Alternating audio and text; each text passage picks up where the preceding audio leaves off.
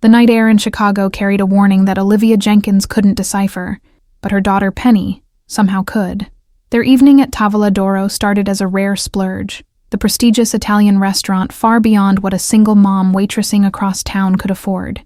Olivia straightened her daughter's small cardigan as they waited by the hostess stand, counting the minutes until her friend Mia's shift ended, and they could enjoy the promised leftover tiramisu. Even at 7, Penny showed unusual poise, her eyes tracking movements throughout the grand dining room. Overhead chandeliers cast golden light across marble floors and burgundy booths where Chicago's elite dined alongside tourists seeking authentic Italian cuisine. At the center table sat a man whose presence commanded attention, his tailored suit and watchful eyes marking him as someone accustomed to power. Penny tugged at her mother's sleeve suddenly, her small face scrunched in concentration as she listened to something beyond Olivia's comprehension. The child's extraordinary gift had appeared when she was 4, the ability to understand any language after hearing just a few sentences, a talent that fascinated and frightened Olivia. Behind the ornate bar, 2 men in business attire conversed quietly in what Olivia vaguely recognized as Russian, their attention fixed on the central table where the imposing man sat alone. Penny's grip tightened, her eyes widening with understanding that her mother couldn't share. "Mommy, those men are saying bad things," Penny whispered, her voice barely audible as she pressed against Olivia's side. "They put something in the food for that man. They said it would make his heart stop before dessert." Olivia felt ice slide down her spine as she glanced between the Russians and the target, a man whose dangerous aura was apparent even from across the room. With only $18 to last until payday, and a lifetime of avoiding trouble, she knew the sensible choice was to leave immediately. The waiter approached the central table, carrying a steaming plate of what appeared to be handmade ravioli with truffles, the restaurant's signature dish. Penny's small body tensed, her unusual gift becoming a terrible burden as she alone understood the danger unfolding. "We have to tell him," Penny insisted, breaking free of Olivia's grasp before she could be stopped. The child darted between tables with determined purpose, ignoring her mother's desperate whisper to return. Olivia lunged after her daughter, heart pounding as Penny reached the man's table just as the waiter set down the poisoned dish. The restaurant's ambient noise seemed to fade as the small girl touched the sleeve of Chicago's most dangerous mafia boss. Michael Ferraro looked down at the tiny hand on his expensive suit with narrowed eyes, his bodyguards tensing nearby. Penny's voice came out clear and direct despite her size, the words tumbling out before Olivia could reach them. "Don't eat the pasta.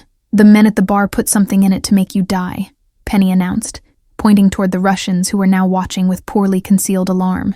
"They were talking in Russian, but I understand what they said." Olivia reached her daughter at last, her face flushed with embarrassment and fear as she met Michael's calculating gaze. His expression remained unreadable, but his hand moved away from the silverware he'd been about to pick up. "I'm so sorry, sir.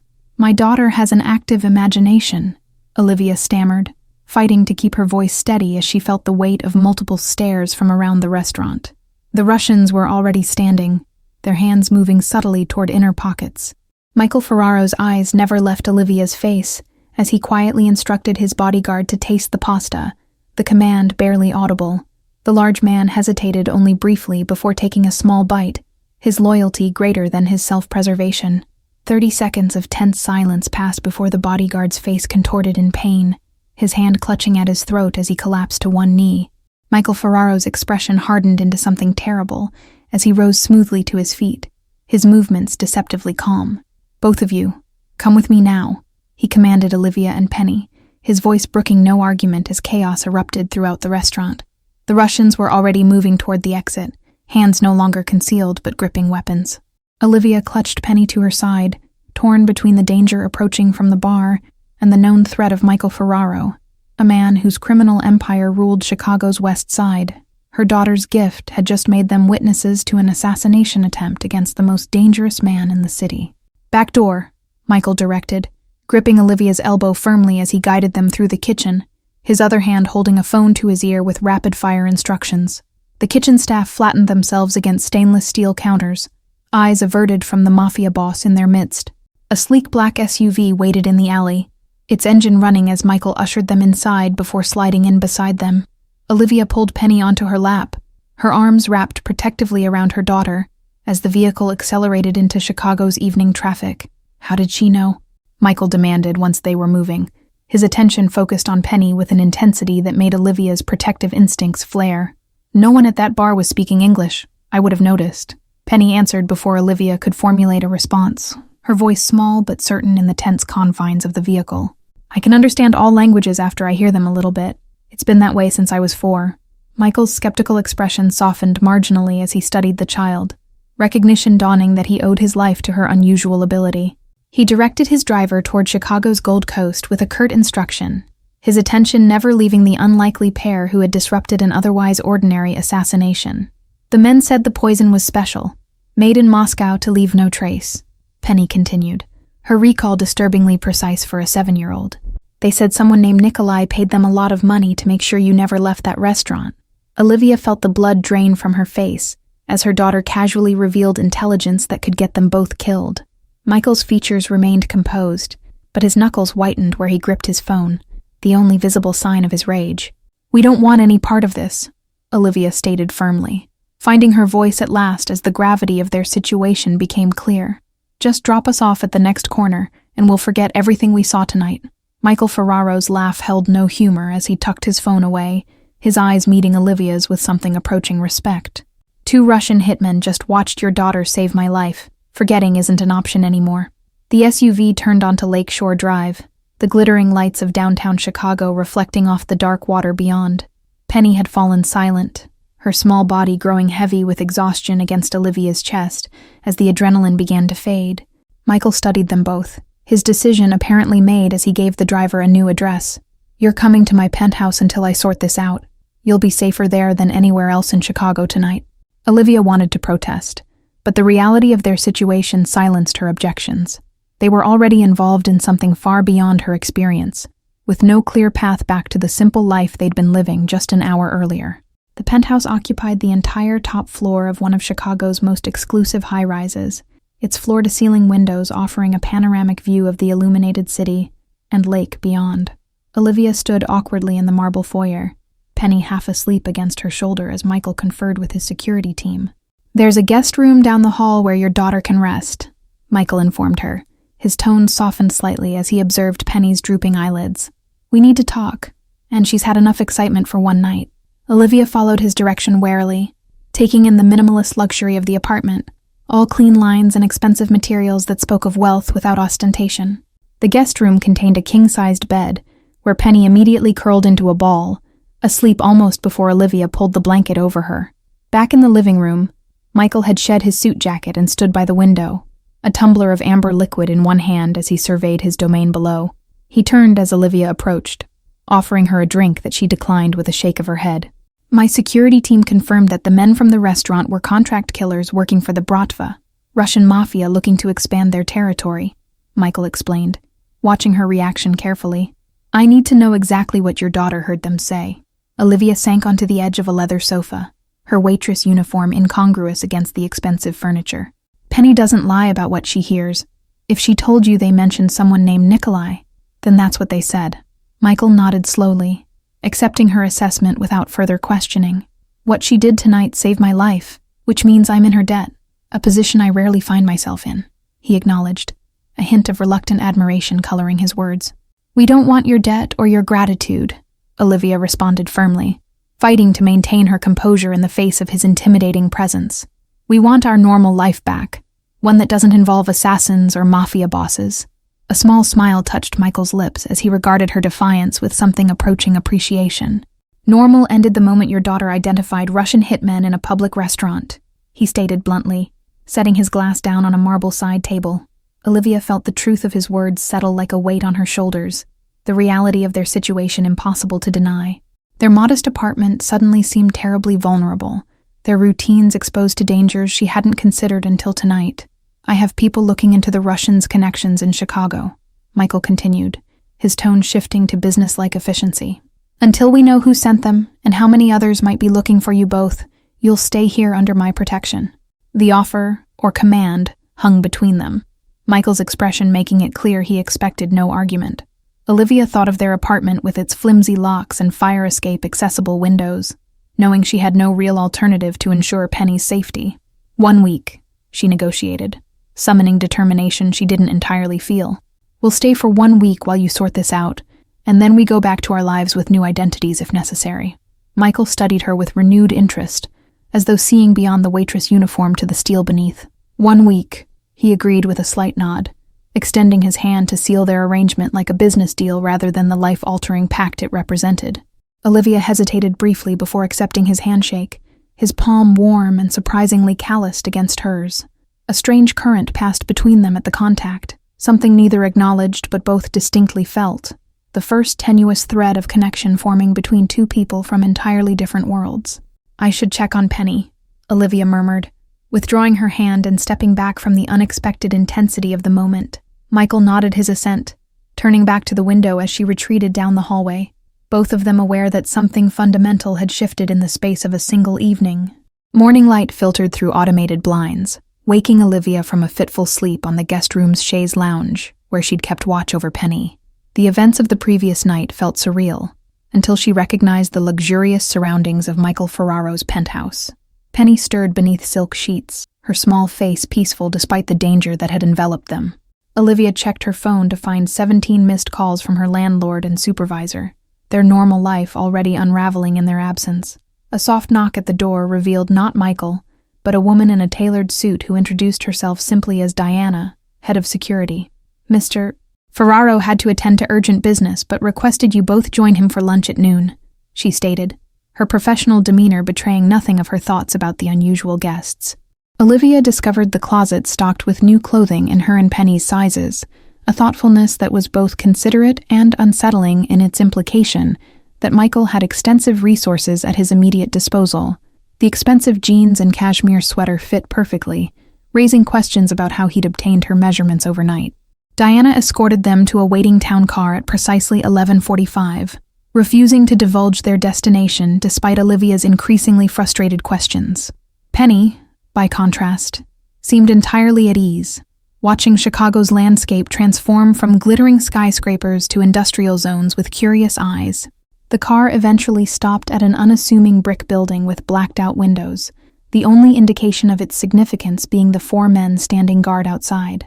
Inside, Olivia found not a mafia headquarters, but an elegant private restaurant with a single occupied table where Michael waited. "The Russians made another attempt last night," Michael informed them without preamble once they were seated, his expression grim as he looked between mother and daughter. "They firebombed your apartment building at 3 a.m. There's nothing left of your home." Olivia sank into her chair, the devastating news stealing her breath as images of their modest apartment, with Penny's carefully arranged stuffed animals, and Olivia's hard-earned furniture, consumed by flames, filled her mind. Penny slipped her small hand into her mother's, offering comfort despite her own loss. "Fortunately, your neighbors evacuated safely," Michael continued, softening his tone slightly at Olivia's visible distress. "I've arranged for their temporary housing and replacement of essentials. It was the least I could do considering you were targeted because of me." His unexpected generosity toward strangers momentarily silenced Olivia's rising panic, revealing a dimension to the mafia boss she hadn't anticipated. Michael Ferraro protected his own interests, certainly, but perhaps his code extended beyond mere self-preservation. "My security team intercepted 2 of the Russians during their escape," Michael explained, his voice returning to its usual controlled cadence. "Before they were dealt with, they confirmed that the Sokolov family has put a contract on both of you as witnesses." The clinical way he referenced the likely deaths of the Russians sent a chill through Olivia, a stark reminder that the man offering protection was equally comfortable ordering executions. She pulled Penny closer to her side, questioning once again whether they were safer with or without Michael's intervention. "I need Penny to listen to something," Michael continued, nodding to Diana, who placed a laptop on the table and played an audio recording of men speaking in rapid Russian. "Can you tell me what they're saying, little one?" Penny listened intently, her extraordinary gift activating as she absorbed the foreign language. "They're talking about moving something important from a place called Warehouse 17 tonight because it's not safe there anymore," she translated with childlike directness. "They mentioned someone named Belov who's coming from New York to oversee everything." Michael's eyes widened slightly, the only indication of his surprise at the accuracy of her translation and the significance of the intelligence. He exchanged a meaningful look with Diana, who immediately stepped away to make a call. "You've just confirmed what my own translators determined," Michael told Penny with genuine admiration. and provided us with the opportunity to end this threat before it escalates further. The safe house in suburban Chicago bore little resemblance to either Olivia's modest apartment or Michael's luxury penthouse, a deliberate neutrality that somehow emphasized the temporary nature of their situation. Located on a quiet cul-de-sac with an attached garage that allowed them to enter unseen, the house projected an ordinary family life they were merely pretending to inhabit.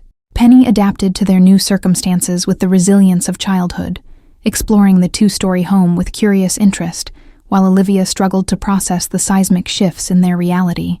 The knowledge that strangers had destroyed their home in an attempt to kill them had shattered her sense of security more thoroughly than any lock or window ever could. "The perimeter is secure and monitored 24/7, Michael explained, as he showed them the security features integrated throughout the house. The panic room behind the kitchen pantry has separate communication systems and enough supplies for 3 days if necessary." Olivia watched him move through the house with controlled efficiency, noting how his dangerous edge remained even in this domestic setting, like a predator temporarily at rest, but never truly relaxed. His phone rang constantly with business that required immediate attention, offering brief glimpses into the empire he commanded beyond these walls. "Why go to all this trouble for us?" Olivia finally asked that evening after Penny had fallen asleep in her new bedroom, surrounded by hastily purchased toys. "You could have simply disappeared us. That would have been easier than this elaborate protection." Michael considered her question with unexpected seriousness, his usual mask of control slipping to reveal something more complex beneath. "I've built my organization on specific principles, one being that debts are always paid," he replied, his voice lower than usual. "Your daughter saved my life. Ensuring your safety is non-negotiable." The simple dinner they shared in the safe house kitchen created an odd domesticity neither had anticipated. Pasta carbonara prepared by Michael himself, who revealed surprising culinary skills developed during childhood visits to his grandmother's home in Sicily. The contrast between this intimate scene and the violence that had brought them together created a dissonance Olivia couldn't reconcile. "You run a criminal empire but cook pasta from scratch," Olivia observed, the incongruity of it striking her as they cleared dishes together in an unexpectedly normal routine. "How do you reconcile those parts of yourself?" Michael's hand stilled momentarily at her direct question, unused to being challenged by anyone outside his organization. "The world isn't divided into good people and criminals, Olivia," he responded, using her name for the first time since they'd met. "We all contain multitudes and contradictions." The ringing of his secure phone interrupted what might have become a deeper conversation, Michael's expression immediately shifting back to business as he received information about the planned interception at Warehouse 17. His responses were clipped and precise, reminding Olivia sharply of the danger that remained very real beyond their temporary sanctuary. "I have to go," Michael announced after ending the call, already transforming from the man who cooked pasta into the mafia boss with lives depending on his decisions. "Diana and the security team will remain outside. Do not open the door for anyone but me, regardless of identification they present." The sudden shift left Olivia oddly bereft, watching as he checked his weapon with practiced efficiency before securing it in his shoulder holster. The brief glimpse of a different Michael made his return to violence all the more jarring, like watching someone don a familiar costume. "This operation should eliminate the immediate threat to you both," Michael explained, his voice once again carrying the authority that brooked no argument. "Once the Sokolov faction is neutralized, we can discuss more permanent arrangements for your safety." Olivia stood in the doorway as he prepared to leave, struck by the realization that despite everything, she feared for his safety in the coming confrontation. The unexpected concern confused her. This man represented everything she had spent her life avoiding, yet in the space of 48 hours, he had become their protector. "Be careful," she said simply, the words surprising them both with their sincerity. Michael paused, something unreadable passing through his eyes, before he nodded once and disappeared into the Chicago night, leaving Olivia alone with her sleeping daughter and a house full of unfamiliar shadows. The quiet of the safe house pressed in on Olivia as hours passed without word from Michael or his team. She checked on Penny repeatedly, finding comfort in her daughter's peaceful sleep, untouched by the adult fears that kept Olivia moving restlessly from window to window. The security monitors in the small office showed the perimeter guards at their posts, their presence both reassuring and a stark reminder of the danger that had engulfed them. Olivia found herself studying their positions, mentally calculating escape routes should the protection fail, a survivalist instinct she hadn't known she possessed. At 2:17 a.m., The security system chimed softly to announce Michael's return, cameras showing his solitary figure approaching the front door. Olivia met him in the foyer, immediately noticing the bruise forming along his jawline and the careful way he held his left side, evidence of violence he'd clearly tried to conceal. "It's handled," he stated simply, fatigue evident in the slight slump of his normally perfect posture. "The Sokolov lieutenant and his team have been neutralized, and their Chicago operation dismantled before it could fully establish itself." Olivia led him to the kitchen without comment, finding first aid supplies in a drawer and gesturing for him to sit at the island counter. Michael complied with uncharacteristic docility, allowing her to clean the cut above his eyebrow while neither acknowledged the strange intimacy of the moment. "Your daughter's intelligence about Belov proved accurate," Michael continued as Olivia worked, focusing on business rather than the gentle pressure of her fingers against his skin. "We intercepted communications indicating he was planning to establish a permanent foothold in Chicago, starting with eliminating competing organizations, mine included." Olivia applied butterfly bandages to the cut with practiced efficiency, learned from years of treating Penny's childhood scrapes. "So we were just collateral damage in a larger power struggle between criminal enterprises," she observed, her tone neutral despite the bitterness underlying the words. Michael caught her wrist gently as she finished, forcing her to meet his gaze directly. "You were never just anything, Olivia," he said quietly, something unguarded in his expression that made her breath catch. "Not to me. Not from the moment your daughter saved my life.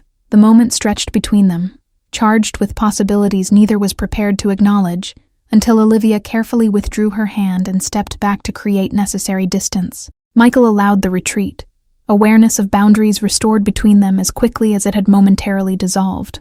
"While we've eliminated the immediate threat, the situation has revealed a more complex problem," Michael continued, professional once more, as he accepted the ice pack Olivia offered for his bruised jaw.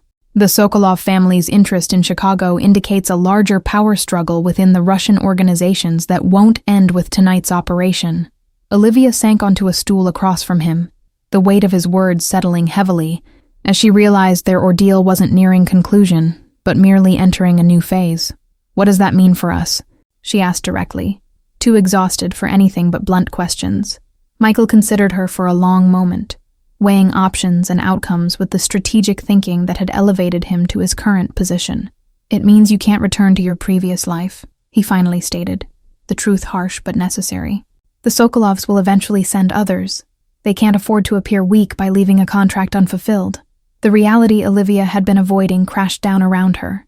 Their modest apartment, her waitressing job, Penny's school, the careful life she'd constructed as a single mother, all of it irrevocably lost because of a random encounter with organized crime. Tears threatened for the first time since their ordeal began, a luxury she hadn't allowed herself until now. "I can offer you new identities, relocation to any city of your choosing, and financial security for life," Michael continued, his voice softening as he observed her struggle to maintain composure. "You would never have to worry about money again, and Penny would have educational opportunities beyond anything you could provide on a waitress's salary." The offer hung between them, generous, practical, and representing a clean break that would separate them permanently. Olivia should have felt relief at the prospect of escaping both the Russians and Michael's dangerous world, yet something unexpected made her hesitate. "And you?" she asked, the question emerging before she could examine it too closely. "What happens to you after we disappear with new names and faces?" Surprise flickered across Michael's features before his customary control reasserted itself. "I continue as I always have," he replied with careful neutrality, though something in his eyes suggested the answer wasn't as simple as the words implied. "Chicago is my city. I won't be driven from it by Russian interlopers or anyone else."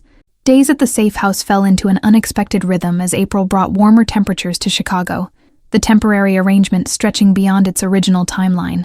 Michael visited daily, ostensibly to provide updates on security matters, but increasingly staying for dinner and evening conversations after Penny went to bed. Penny thrived despite their circumstances, her natural resilience allowing her to adapt to homeschooling conducted by a retired teacher on Michael's payroll. Her gift with languages became a source of fascination rather than fear, as Michael brought recordings in various dialects for her to translate, turning her unusual ability into a game rather than a burden. The first time Penny called him Mr. Mike instead of Mr. Ferraro, something shifted in Michael's usually guarded expression, a softening around the eyes that revealed depths of emotion Olivia hadn't believed him capable of. She caught him watching them sometimes with an unreadable look that disappeared the moment he noticed her observation. Spring flowers bloomed in the safe house garden where Penny planted sunflower seeds under Michael's surprisingly patient guidance, his dangerous hands gentle as they demonstrated how to pat soil over tiny kernels. Olivia observed from the kitchen window, conflicted by the domesticity of a scene involving one of Chicago's most feared men.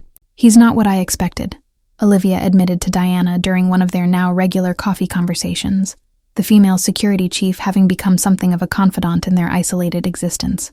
"There's more to him than the reputation suggests." Diana's knowing smile held years of loyalty and observation condensed into a simple expression. "Michael built his empire by being underestimated," she replied, stirring her coffee thoughtfully.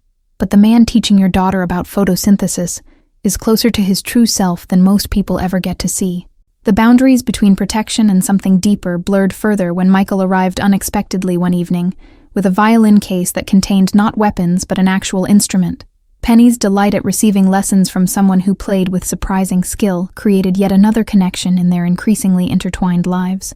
"My mother insisted on lessons from age 6, Michael explained later that night, as they shared wine on the patio, stars visible above the secure perimeter of their temporary home. Music was her requirement. Business was my father's. I learned to excel at both, but found more joy in one than the other." Then Olivia studied him in the soft landscape lighting, seeing glimpses of the boy he must have been before family obligations and Chicago's underworld shaped him into the man beside her. "You could have chosen differently," she suggested, the wine making her bolder than usual. "You had options, many don't." Michael's laugh carried no humor as he refilled their glasses, the expensive vintage a small luxury in their strange limbo existence. "Family legacy isn't something you choose or reject in my world," he responded, years of accepted truth in his tone. "It's what you're born into and die with. The only variables are how well you carry it, and who benefits from your power." A comfortable silence settled between them, filled with unspoken possibilities neither was ready to voice. The protection that had initially been obligation had evolved into something neither had anticipated, a connection forming despite the circumstances that should have made it impossible. "Penny asked me today if we were staying here forever," Olivia finally said, the question that had been weighing on her mind finding voice in the peaceful evening air. "I didn't know how to answer her. I'm not sure what forever looks like anymore." Michael set his glass down, turning to face her directly with unusual openness in his expression. "What do you want it to look like?" he asked, the question simple yet loaded with implications neither had been willing to address directly until now. Before Olivia could formulate a response, Michael's phone shattered the moment with its insistent ring, security protocols demanding immediate attention. His expression closed off as he answered, business and danger reclaiming him in an instant, as he received information that transformed his posture from relaxed to alert. "The Russians have made contact with someone inside my organization," he informed her after ending the call. "All traces of the violinist and gardener subsumed by the Mafia boss. We have a traitor providing information about our security protocols." Dawn broke over the safe house with tense energy, as Michael's security team doubled their presence, the betrayal within his organization creating new vulnerabilities none had anticipated. Olivia watched them sweep the house for surveillance devices, their methodical process highlighting the precarious nature of their safety. "We're moving you both to a different location tonight," Michael informed Olivia, as they spoke in hushed tones in the kitchen, away from Penny's curious ears. "The compromise means this address may have been revealed to Sokolov's people." Diana arrived with dossiers on 3 suspects, trusted lieutenants within Michael's organization with access to the security protocols for the safe house. The evidence was circumstantial but concerning. Unusual financial transactions, unexplained absences, and communications patterns that indicated possible external contact. "Gregory has been with me 15 years, Michael said, disbelief coloring his voice as he reviewed the most damning file, loyalty warring with evidence that couldn't be dismissed. His daughter's medical bills, the specialized treatments in Switzerland that my organization paid for, I thought that debt was settled." Olivia studied the photographs of the 3 men, struck by how ordinary they appeared, despite their criminal connections. "People betray those they love for different reasons," she observed quietly, thinking of her own experiences with Penny's father, who had abandoned them before his daughter's first birthday. "Money is just one motivation." Michael's eyes met hers with sharp understanding, recognizing that her insight came from personal experience he hadn't yet been privy to. The moment of connection broke when Diana returned with updated intelligence that confirmed their worst fears. A planned raid on the safe house scheduled for midnight. "We have 9 hours to set a trap," Michael declared, his strategic mind already formulating counterplans as he contacted his most trusted team members. "We'll move Penny to the secondary location immediately, but I need you to help us identify the traitor, Olivia." Her protest died unspoken as Michael explained his plan, using her as visible bait while secretly relocating. Penny would draw out both the internal betrayer and the Russian assassins, allowing them to eliminate all threats simultaneously. The risk was calculated but significant, requiring Olivia's willing participation in a dangerous deception. "Why would you trust me with something this important?" Olivia questioned, genuinely bewildered by the faith he placed in someone who had stumbled into his life by chance. "I have no training, no experience with any of this." Michael's answer was immediate and certain, his confidence in her a tangible force between them. "Because you've shown more loyalty in weeks than some have demonstrated in years," he responded, the simple truth of it humbling in its directness. "And because Penny needs you to survive this, which means failure isn't an option." The plan unfolded with precise timing. Penny secretly evacuated through an underground tunnel connecting the safe house to a neighboring property, while Olivia remained visible in windows and security cameras, maintaining the illusion that both remained inside. Michael stationed himself in the command center established in the basement, monitoring feeds from every angle of the property. "Movement at the perimeter," Diana reported at 11:47 p.m., 13 minutes ahead of the expected timeline. 4-man team approaching from the eastern boundary, using the blind spot in the camera coverage that only someone with internal knowledge could identify. Michael's expression hardened into something terrible, as video confirmation revealed Gregory among the approaching team, his betrayal now irrefutable, as he guided Russian operatives toward the house that sheltered the woman and child Michael had sworn to protect. The personal nature of the betrayal seemed to affect him more deeply than the professional implications. "Let them breach the outer perimeter," Michael instructed his team through secured communications, the trap now set with precision. "We need confirmation of all parties involved before we engage." Olivia watched the monitors with her heart pounding painfully against her ribs, the reality of armed men approaching with intent to kill far more terrifying than any abstract understanding had prepared her for. The night vision feed showed them moving with military precision toward the house she stood within, their weapons ready as they followed Gregory's confident lead. "Now," Michael commanded, as the intruders reached the predetermined position, and suddenly the dark yard erupted with precisely targeted gunfire from Michael's concealed security team. The Russians fell immediately, but Gregory was deliberately left untouched as tactical team members emerged from hiding to surround him. Michael approached his former lieutenant with cold fury contained behind a mask of control, the betrayal clearly cutting deeper than he would allow himself to show. 15 years, Gregory," he stated, his voice carrying in the sudden silence of the night. 15 years of loyalty thrown away, and for what? Gregory's defiance crumbled in the face of capture, his explanation spilling forth in desperate justification. "They found Katerina in Switzerland, threatened to kill her unless I helped them," he confessed, referring to his daughter. "I had no choice, Michael. Family comes first. You taught me that yourself." Sunrise painted Chicago's skyline in shades of gold and pink as Michael's private jet waited on the tarmac, its engines idling in preparation for immediate departure. Penny slept peacefully across 2 seats, exhausted from the midnight evacuation and subsequent reunion with her mother at the secondary safe location. Gregory's cooperation has identified the remaining Sokolov contacts in 3 cities, Michael explained as they stood slightly apart from his security team, the aftermath of the night's operation still evident in the heightened alertness of everyone involved. "With coordinated raids happening simultaneously, the threat to you both will be permanently eliminated by noon." Olivia watched Penny's gentle breathing, the profound relief of their survival, tempered by uncertainty about what came next. "So this is where we disappear," she said quietly. The new identities and distant relocation previously discussed now apparently imminent with the plane waiting to take them away. Michael's hesitation was barely perceptible, a fractional pause that most would miss, but that Olivia had learned to recognize during their weeks together. "That depends entirely on what you want," he replied, carefully maintaining neutral tones despite the weight of the conversation. "The jet will take you anywhere in the world, or nowhere at all." Confusion flickered across Olivia's face at his cryptic statement, until understanding dawned slowly, the implication of his words opening possibilities she hadn't allowed herself to consider. "Are you suggesting we could stay in Chicago?" she asked, needing absolute clarity before allowing hope to take root. "I'm suggesting that threat elimination creates options," Michael responded, his usually confident demeanor showing rare uncertainty as he ventured into unfamiliar emotional territory, including the possibility of building something neither of us anticipated when this began. The weeks of shared meals, evening conversations, Penny's violin lessons, and moments of unexpected connection flashed through Olivia's mind, a foundation laid amid danger that somehow felt more solid than relationships formed under normal circumstances. The man standing before her was still Michael Ferraro, with all the complications that entailed, yet undeniably different from the mafia boss she'd initially feared.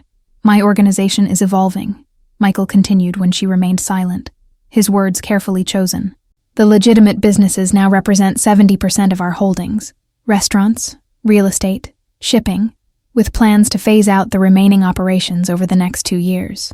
Olivia recognized the statement for what it was. Not just business information, but a promise of transformation. A path forward that could potentially bridge their disparate worlds. "You're talking about leaving behind the life you were born into," she observed, the magnitude of such a change not lost on her. Michael's smile held a hint of his characteristic confidence returning, as he found firmer ground in her continued engagement rather than immediate rejection. "I'm talking about choosing a different legacy, one not dictated by my father's choices or family history," he clarified, conviction evident in every word. Dawn fully broke over the airfield, symbolically appropriate as they stood at the threshold of decisions that would reshape their futures. "Penny has flourished despite everything," Olivia acknowledged, glancing again at her sleeping daughter. "She's grown attached to you, to Diana, to this strange life we've been living." "And you?" Michael asked directly, the question they'd been circling for weeks finally spoken aloud between them. "Where do you stand, Olivia?" The distance between them closed as Olivia took a deliberate step forward, physical movement mirroring her internal decision. "I stand with the man who protects what matters, who teaches my daughter violin, who cooks pasta from his grandmother's recipes," she answered, meeting his gaze directly. "If that man truly exists beyond these past weeks." Michael's hand reached for hers with uncharacteristic openness, the connection between them no longer hidden behind pretenses of obligation or necessity. "He exists," he promised with quiet certainty, "and he's discovering priorities beyond power and control that he never knew he wanted until a 7-year-old girl stopped him from eating poisoned pasta." The transformation in Michael wasn't just personal, but reflected in his organization, his lieutenants noting how decisions now considered long-term stability over immediate profit. Weekly strategy meetings had shifted from territorial disputes to investment portfolios, legitimate business acquisitions, and charitable foundations that could eventually whitewash the Ferraro name. Chicago's underworld had already begun whispering about the changes, rivals misinterpreting Michael's evolution as weakness rather than strategic redirection. 3 attempted power plays had been decisively crushed in the past month, each response calculated to demonstrate that legitimate aspirations hadn't dulled his tactical edge or resolve. The penthouse had been redesigned with subtle considerations for a child's presence, a dedicated space for Penny's violin practice with perfect acoustics, bookcases filled with multilingual literature to nurture her gift, and security measures so seamlessly integrated that they provided protection without creating a visible prison. These modifications spoke louder than any verbal commitment about Michael's intentions for their future. Diana approached with professional discretion, maintaining appropriate distance while signaling that decisions needed to be made regarding the waiting aircraft. "The pilot needs to file a flight plan, sir," she reported, her expression carefully neutral despite the clearly personal conversation she was interrupting. "Tell him to stand down," Michael instructed after a moment of silent communication with Olivia, her slight nod confirming their shared decision. "We'll be returning to the city. Arrangements for the penthouse security upgrades should proceed as discussed." Penny stirred as the rising sun reached her face, blinking awake to find her mother and Michael standing together with clasped hands. Her sleepy smile suggested this development was neither surprising nor unwelcome to her observant eyes that had witnessed their connection forming long before either adult had acknowledged it. "Are we going home now?" she asked simply, childhood's directness cutting through adult complications to the heart of what mattered. The question hung in the air between them, loaded with meaning beyond its surface simplicity. Michael looked to Olivia, allowing her to answer a question that would define their path forward. The world they would build together would never be conventional, but it offered possibilities neither had dared imagine before fate intervened in an Italian restaurant on what should have been an ordinary Chicago evening. "Yes, sweetheart," Olivia confirmed, the decision feeling right despite all logic suggesting otherwise. "We're going home, together." Thank you all for following this story. If you're enjoying it, write in the comments where you're watching from, and don't forget to like, subscribe, and share the video, as your support is important for me to continue creating content here.